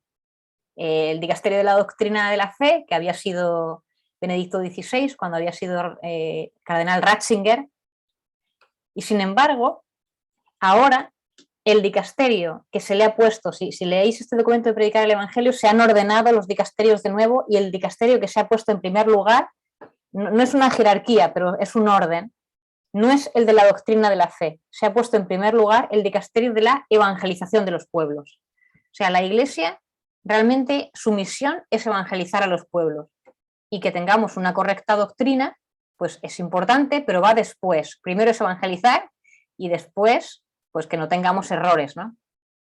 Y una cosa muy importante es que en el dicasterio de la doctrina de la fe se ha incluido, era una pequeña oficina que había en Roma, que era el consejo que guiaba toda la protección de los menores.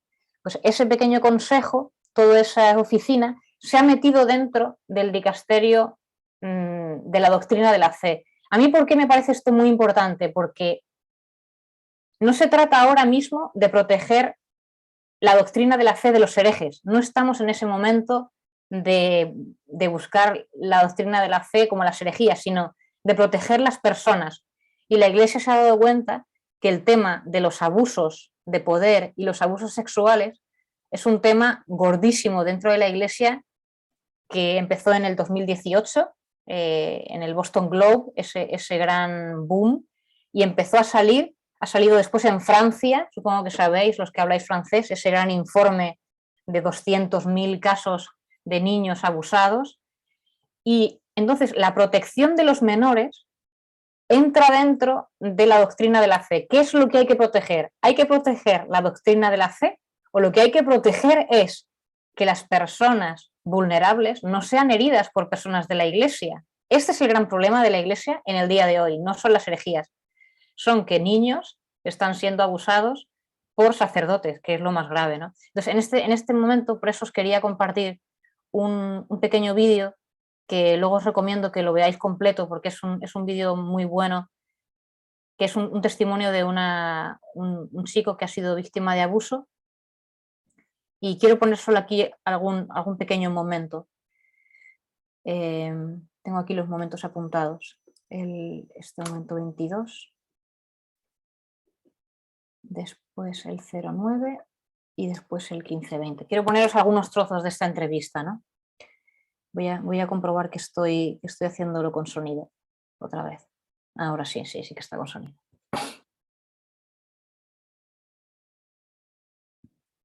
Esto es. Quizá tenéis que subirle un poquito el volumen porque esta entrevista se ve un poquito bajo, ¿eh? Are saying now that this is primarily in the Western Church, it's a homosexual problem. You don't agree with that? Homosexuality and os introduzco solo. La persona que está a la izquierda, este es el periodista, y este señor es un chico que fue abusado de pequeño durante muchos años por un sacerdote. El periodista le pregunta y le dice: ¿el problema de los abusos en la Iglesia es un problema de homosexualidad? ¿Es porque los sacerdotes son homosexuales? ¿Es este el problema? Entonces, esta es la respuesta que él ahora va a dar, ¿no? It's too hard. Already, some people are saying now that this is primarily in the Western Church. It's a homosexual problem. You don't agree with that? Homosexuality and pedophilia are two entirely different things. There are plenty of heterosexuals. You know, George Karchik isn't a homosexual. He's a pedophile. What about female nuns that abuse boys? That's not homosexuality. What about priests that abuse girls? That's not homosexuality. This is about power, control. Sex is just part of it. Sex is the humiliating part of it. Sex is the complete submissive to the power. Right. That's what this is about.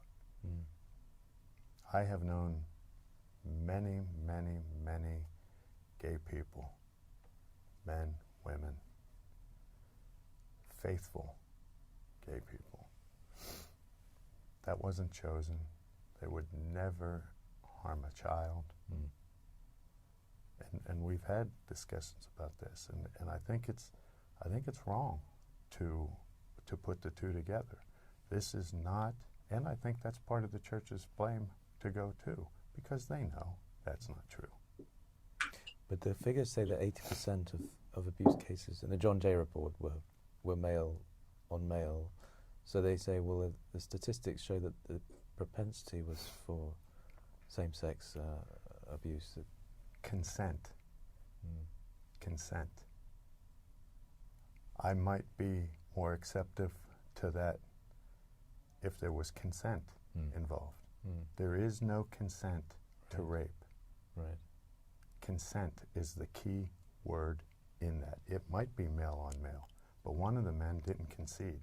And that's a crime. And that's rape. It has nothing to do with sexuality. Nothing. Right. The crime is rape, not being gay. And then just the last. Que voy a poner ahora otro trozo que está aquí. Esta aquí es otra pregunta que le hace.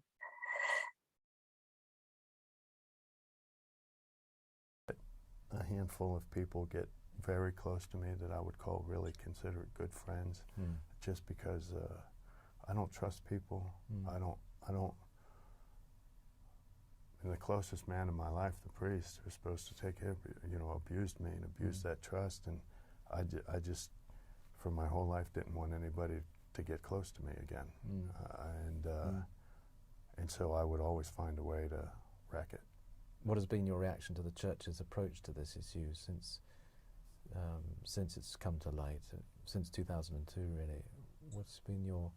Do you think it's been taken it seriously enough? And I don't think the church is taking this seriously enough. These reports say that they have these documents. This is long going.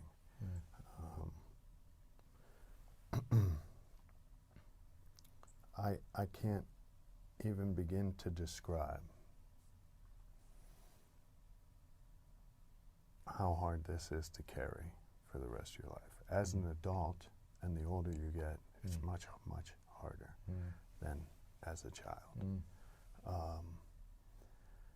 And the knowledge that they have known for as long as they've known, and even in 2002 with the Dallas Charter, it is still going on. And until there is total accountability for everyone, all bishops, cardinals, and even the Pope, I don't think that they are properly addressing this. And not only I don't think that properly addresses it, I think it condones its behavior. How so? What do you say? The report mentioned many bishops' names that had this information, and they were willing to hold it. If they are not reprimanded for that, who's to say they won't do it again? in the summit meeting that I had on Monday, I was fortunate to be one of the 12 victims invited, and I went in with the committee chairs, and they had mentioned, you know, different parts of the world, you know, don't match up, don't have laws, you know, don't have, you know, so safeguards and things like that. But one thing that I said in the meeting, there was another part saying, you know, American law is one thing, Malta law is another thing, you know, and I said, I understand that. However, we have a report that says this. And you're saying that bishops from other corners of the world are saying that they don't have this problem. My question is the Pope the head of this church, or are some bishops in Africa the head of this church? And if doing nothing, if not holding these bishops that are in this report accountable, that's the way you show those other bishops. You might say it's not happening, but we know it is. And these bishops are being released in this report. I said that shows a clear signal to the far reaches of the corners of the globe that, hey, the Pope's not accepting this anymore. So, you know, that helps stop the abuse. Right. Sí.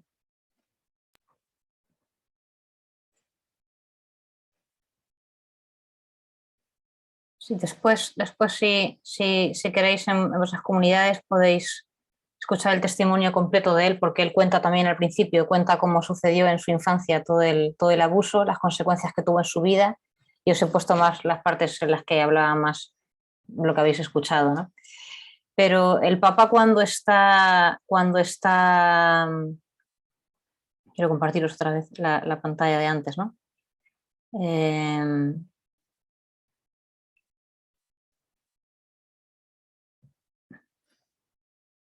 El Papa cuando está haciendo esta reforma de la curia, cuando está haciendo el sínodo, por ejemplo, él tiene de fondo todas estas realidades de la Iglesia. Y la Iglesia ha perdido todo el crédito en el corazón de las personas, ¿no? La Iglesia en el corazón de los jóvenes, sobre todo, es una institución que está hablando del amor de Dios, de la justicia, de la solidaridad, pero por otro lado está abusando niños. Entonces, en la mente de las personas es un cortocircuito enorme, y en la mente de los no creyentes es un cortocircuito. ¿Cómo puede ser esto, no? En un momento en la entrevista, el periodista le pregunta a Sean, ¿no? Le dice, ¿tú puedes creer? Él era creyente antes, ¿no? Y después de esto dejó de creer, ¿no? Dice, yo quiero creer, pero no puedo. Dice, es que no puedo, porque no puedo comprender qué es lo que ha pasado, ¿no? Porque era un sacerdote que era muy amigo de sus padres, que era su entrenador de baloncesto, que abusó de él durante mucho tiempo, ¿no? Entonces, en él el rostro de Dios como que se ha roto, ¿no? Entonces, esto, por ejemplo, en la reforma de la curia, el Papa mete esta oficina de la protección de los menores dentro del dicasterio de la doctrina de la fe, como diciéndole a la Iglesia, no es importante ahora, en este momento, proteger la doctrina, es importante proteger a los menores. Y esta sinodalidad, ¿no? Como forma de ser Iglesia, ¿no? Este sínodo que se ha lanzado no como un evento, sino como un proceso, es porque, si escucháis en el testimonio de él, cuando le preguntan por la sexualidad, él dice, esto es un problema de poder. O sea, el gran problema de la Iglesia es el abuso de poder, el clericalismo, las estructuras de poder. Y dentro de eso, un matiz es el abuso sexual. Pero es él que es víctima de abuso sexual, que ha sido abusado sexualmente, él comprende que el problema que tenía esa persona era un problema de control. Entonces, ¿cuál es la medicina frente a esta herida que sufre la Iglesia, que somos nosotros, ¿no? El control, el clericalismo, la jerarquía, la rigidez, eso llevado a extremos que puede llegar a un abuso sexual, ¿no? Entonces, ¿cuál es la medicina, la vuelta que le intenta dar Francisco? Esto, sinodalidad como forma de ser Iglesia, ¿no? El diálogo, un liderazgo nuevo, una humildad, y esto como forma de ser, por ejemplo, en congregaciones como la vuestra, ¿no? Liderazgo de humildad, de escucha, después, estos 5 puntos son el resumen de este documento, ¿no? Reducción de dicasterios, demasiadas estructuras, demasiado gasto, demasiado personal. Han reducido muchísimo, ¿no? Han juntado dicasterios, han juntado oficinas. ¿Por qué? Porque vamos a dedicar todas esas personas, todo ese dinero, todas esas estructuras a cosas importantes, ¿no? El dicasterio de la caridad era una cosa muy pequeñita que se llamaba antes el limosnero, ¿no? del Papa Francisco, y pasa a ser un dicasterio. Y en el orden, si veis el orden, es muy bonito. El primero, el dicasterio de la evangelización. Y el prefecto de ese dicasterio, el Papa. El Papa es el encargado de la evangelización de la Iglesia. Segundo dicasterio, el de la doctrina de la fe, con este matiz de protección de los menores. Y el tercer dicasterio, el dicasterio de la caridad. Entonces, se va construyendo la Iglesia con pilares firmes: evangelización, protección de los vulnerables, caridad. El gran dicasterio es el de la evangelización, que es como el que cubre todos, ¿no? Y yo esto lo veo, también veo el sínodo, como respuesta a este momento de crisis tan grande que vive la Iglesia, ¿no? El sínodo no como un evento, sino como un proceso, como una forma de ser. El valor, como decía antes, del bautismo. Y en el sínodo, pues el valor central de la escucha. La Iglesia, y nosotros los misioneros también, pues estábamos muy acostumbrados a hablar, ¿no? Hablar, predicar, enseñar. Y sin embargo, mucha de la misión y de la conversión de la Iglesia y de llegar, antes quizá una de las preguntas era los alejados, ¿no? ¿Cómo llegar a los alejados? Yo mi experiencia en Corea, por la escucha.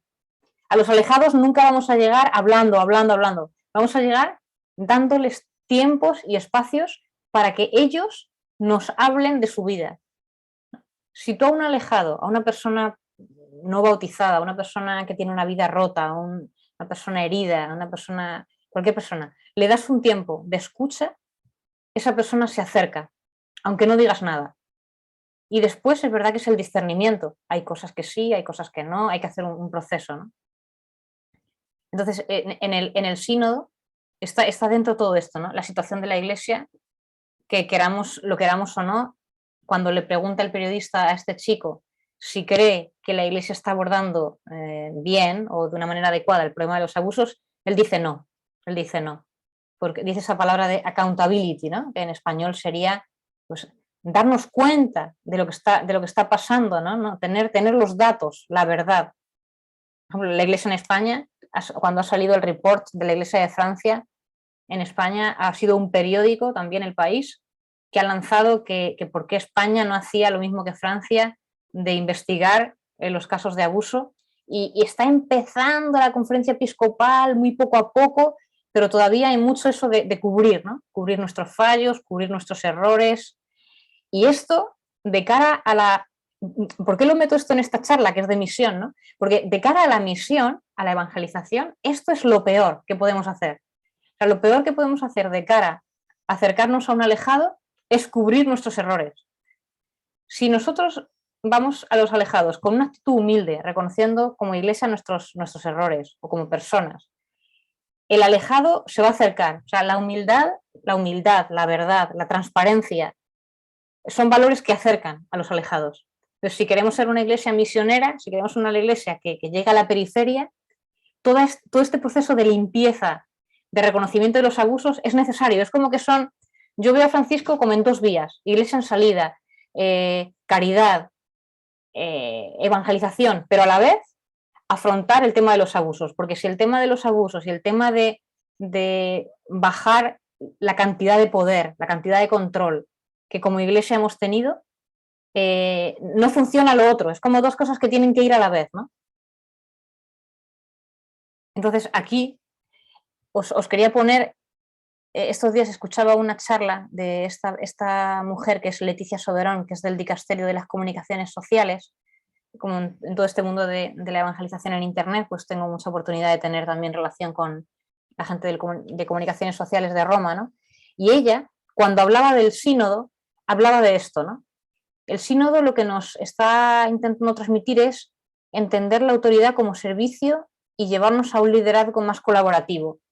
Pero yo todo esto lo veo medicina contra el problema tan grande de los abusos, del clericalismo, de una iglesia que le es más importante guardar la doctrina de la fe y guardar en nuestro credo que ser capaz de ver personas como este chico, Sean, que han sido víctimas de abuso y que el obispo de su diócesis no era capaz de pedirle perdón, por ejemplo, y no es capaz de reconocer lo que este chico ha sufrido, ¿no? Eso es mucho más grave, ¿no? Por ejemplo, ella hablaba en esta charla de que el sínodo nos va a llevar a la obediencia de las verdades, pero sobre todo a los impulsos del Espíritu Santo, ¿no? A la experiencia del resucitado. Comunidades donde todo lo comparten, disciernen juntos, por donde los lleva el Espíritu, bajo la presidencia de Pedro y los apóstoles, ¿no? El sínodo también se habla mucho de valentía y de audacia, el diálogo, ¿no? Todas estas son las palabras claves del sínodo, ¿no? Escucha, discernimiento, ¿no? Y quizás son palabras que vosotros en vuestro día a día como comunidad pues estáis muy acostumbrados, ¿no? Pues tenéis que dialogar, tenéis que trabajar juntos, pero todo esto yo creo que es el valor que tiene es ver que esto es lo que está intentando vivir la Iglesia en su contexto más grande, en su contexto, pues eso, de Roma, de Iglesia Universal, y que es a la vez la medicina para curar las grandes heridas que tiene la Iglesia en este momento. Entonces, todos los intentos que vosotros hacéis, pues ahora, ¿no? De formaros, de dialogar, de colaborar unos con otros, de trabajar laicos con mujeres, con sacerdotes, todo esto, yo creo que vais muy por delante, ¿no? de lo que la Iglesia está intentando, pero ese esfuerzo, esa fatiga, realmente es muy valioso en este momento para la Iglesia misionera. O sea, de nada serviría que estuviéramos anunciando el Evangelio, haciendo actividades de frontera, pues en cárceles, en la calle, con los pobres, si por otro lado la Iglesia no sigue viviendo pues el poder, la fuerza, el abuso, las normas, defender su doctrina. Es como que tenemos que avanzar como en los dos aspectos a la vez, ¿no? Y bueno, quizá para terminar, pues puedo dejaros esta expresión, ¿no? En lugar de misión adyentes, ¿no?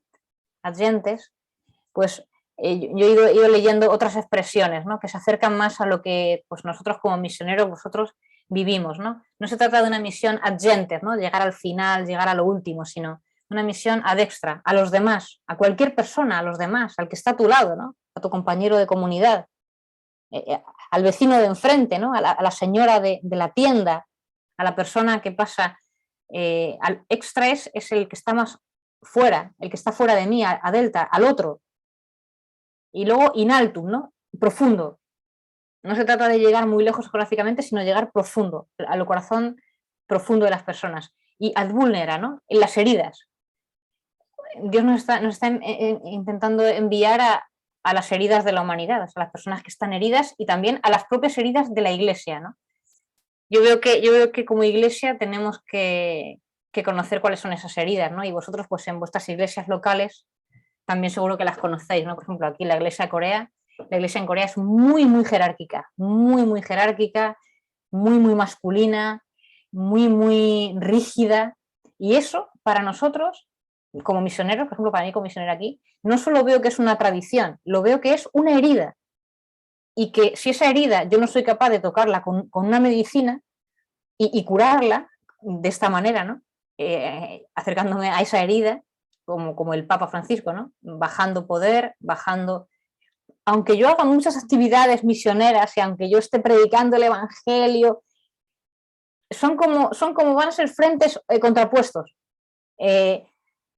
Entonces, por un lado, los intentos nuestros son, pues aquí en Corea, por ejemplo, ¿no? Pues misión, hacer actividades, trabajar con los jóvenes, con los pobres, con gente en la calle, pues en internet, en YouTube, pero a la vez, dentro de la Iglesia, en estructuras diocesanas, en estructuras de parroquia, acercándonos a esas heridas, ¿no? a ese ad vulnera, y intentando pues crear diálogo, crear escucha, romper estructuras también, proponer cosas nuevas, ¿no? Que es muy difícil, en la Iglesia de Corea, por ejemplo, es muy difícil porque tiene mucho peso la tradición, ¿no? Y todo esto pues es un poco el contexto de la Iglesia en este momento, ¿no? Entonces quería compartiros eso de predicar el Evangelio y del sínodo, en este contexto de misión creo que nos puede ayudar. Todo lo que vivimos como misioneros dentro de lo que la Iglesia está intentando vivir y como medicina, en concreto, pues para heridas muy concretas que pues, el Papa, como cabeza nuestra, pues ha ido viendo, ¿no? Quizá para terminar, es simplemente esta pregunta que le lanzaron al cardenal Tagle, de cuáles son los retos más acuciantes de la misión, bueno, adyentes o de la misión en la actualidad, ¿no? El cardenal Tagle es el prefecto para la Congregación de la Evangelización, entonces alguien que está al cargo de la evangelización en el mundo, ¿qué nos puede decir, ¿no? Voy a poner el sonido también otra vez. Ok, está puesto ya.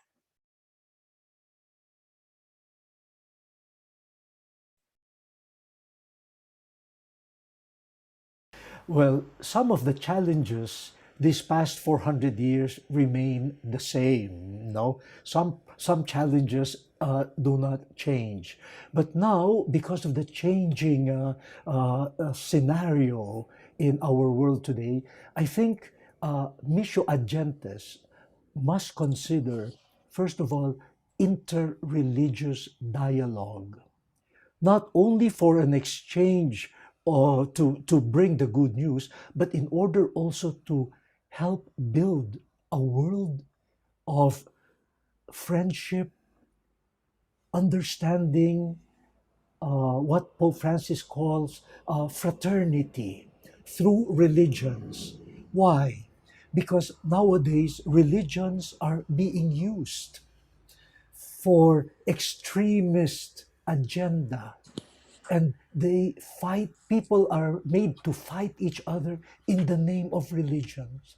So this is one contribution of Christianity, you know, how to present Christianity as a contribution, not to destroy other people, but a contribution to a more human society. The other challenge that I see is the continuing development of human beings, because there is so much lack of education, the basic needs, like there are some places where there is no water, no medicine. No? So how do we bring evangelization, the proclamation of the gospel, with concrete acts of charity?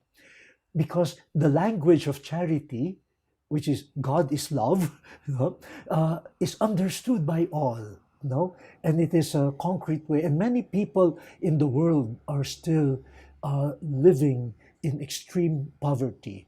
So in a way, these are not new, but they are now more pressing. No. Ok, hasta aquí. Bueno, hasta aquí. Bueno, pues yo creo que hasta aquí podemos dejar la segunda parte para no alargarlo, y no sé si quieres dar turno de alguna pregunta o algún eco o para cerrar ya este momento. Yeah, I think if someone has a question, a comment.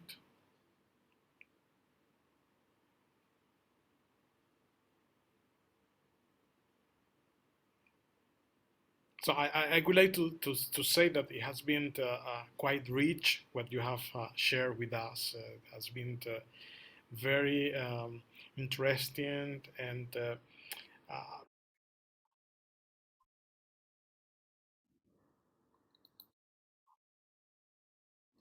yeah, sorry, because I was using the Spanish, and I see that Argentina is translated into Spanish.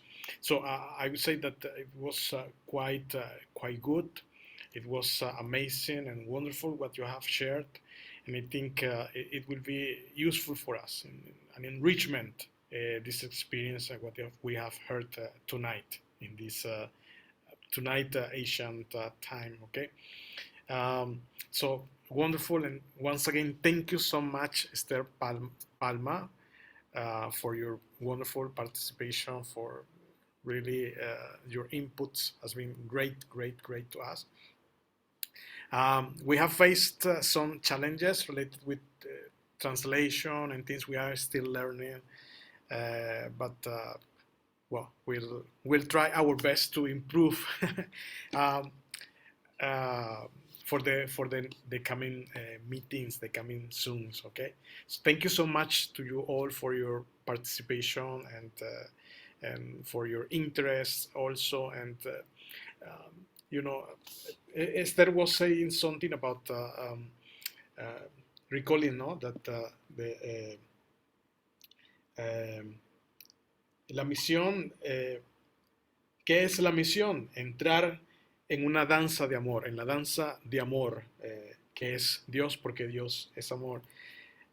So mission is just entering in the dance that is the dance of love within God and with God. So I was thinking that perhaps our role as people in mission and also proclaiming the gospel and with our missionary actions is like being DJs, no, in this dance. So thank you so much once again, and Esther, the last word is yours, and the prayer or the blessing. Okay, thank you. Gracias a todos por su participación. Bendiciones y nos vemos la próxima semana. Okay, see you next week. Thank you. Bueno, pues yo también dar muchas gracias a los que han traducido. Espero que no hablé demasiado rápido porque estaban ahí detrás trabajando. Os dejo en el chat los dos vídeos, el de Sean, el chico víctima de abuso, y el del cardenal Tagle, para que los veáis más despacio y desde ahí comprender la misión. Y os he dejado también el PDF de la presentación, por si queréis leer algún trozo de los recortes del Papa después más despacio, y una parte al final que no la he podido dar para que la leáis después si tenéis tiempo. Y bueno, mucho ánimo en todo el trabajo de la asamblea y en toda la formación. Me ha gustado muchísimo conocer vuestra comunidad y de verdad que sois una luz y sois un ejemplo muy grande con este inter gentes. Yo creo que vosotros tenéis todo ese inter muy bien trabajado y creo que es un aporte muy necesario para la Iglesia y que a través de vosotros pues las diócesis, los continentes donde estáis se pueden enriquecer muchísimo y aportarlo con valentía, con orgullo, con ilusión, con humildad, porque realmente es la medicina de justamente la herida que la Iglesia tiene, ¿no? De control, de fuerza, de orgullo, y justamente esa medicina es lo que vosotros vivís, ¿no? De diálogo, de compartir, de relaciones nuevas, de fraternidad. Esa vivencia que tenéis tan bonita creo que es muy necesaria en este momento de hoy. Entonces, pues nada, gracias y ánimo.